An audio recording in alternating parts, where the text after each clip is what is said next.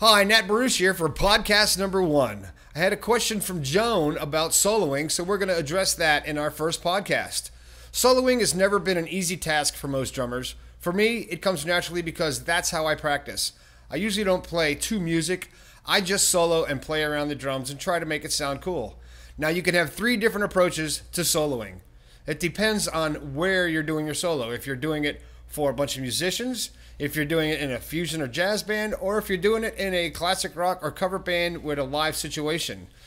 We'll address the third one first. If you're doing it in a live situation where you've got a crowd and you're playing the cover tunes, your solo should be like part of the song. You should actually keep a groove and keep something that people can dance to. You don't need to show off all the stuff that you can do in that solo because you're going to lose the dance floor, you're going to lose the crowd. If they can't follow the beat and tap their foot to your solo, they're going to be over it in a few minutes and be done with the song. Okay, that's one approach. So you got to approach it with a groove in your solo and keep it moving that way.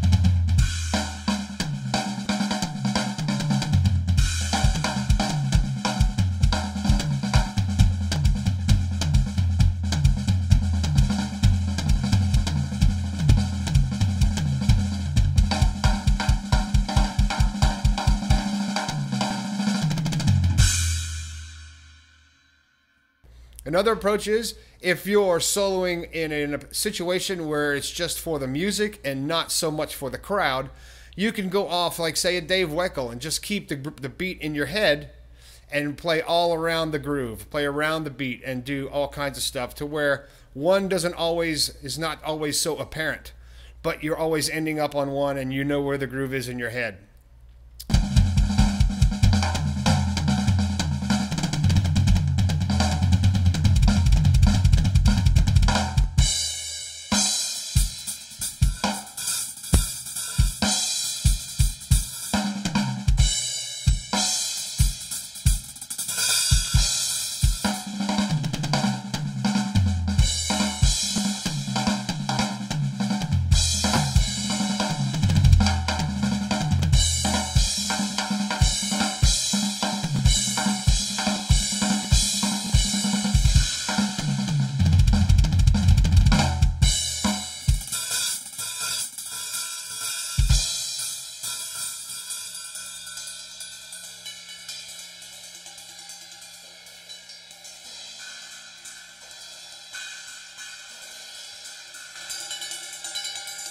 Soloing for me is coming from the heart. You play what you feel, you play around the drums, you have a good time doing it, and you get the crowd into it as well. Now, a good way to analyze your solos is to actually record yourself, be it with a phone, a microphone, a little whatever, however you can record yourself to where you can listen to it back and listen to it like it's not you playing. Listen to your solo like you're listening to another drummer do a solo, and then critique it like you're watching somebody else do it.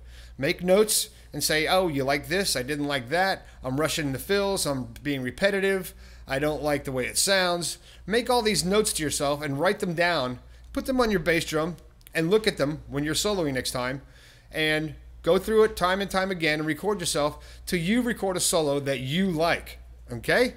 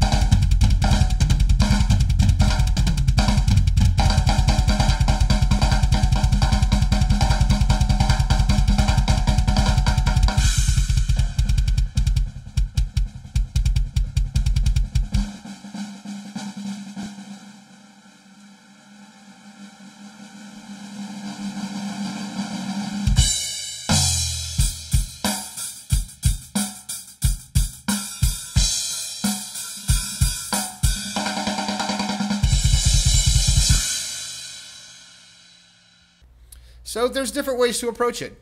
You can go the Weckl Avenue to where he's all over the place and he's got total syncopation, and you always know where the groove is and it's solid as a rock, but his hands and feet are all over the place, and it's an incredible soloing technique. Or you can go the Neil Peart route, where you actually write out the solo, think it through from the beginning. Okay, we're coming to this part of the song. Here's where my solo starts. Here's where it ends. Here's how long it is. Here's the parts I'm going to play. Okay? If you're doing it spontaneously in a live situation, your band turns around and says, drum solo. You've got to take into account where you are. Are people dancing to the song?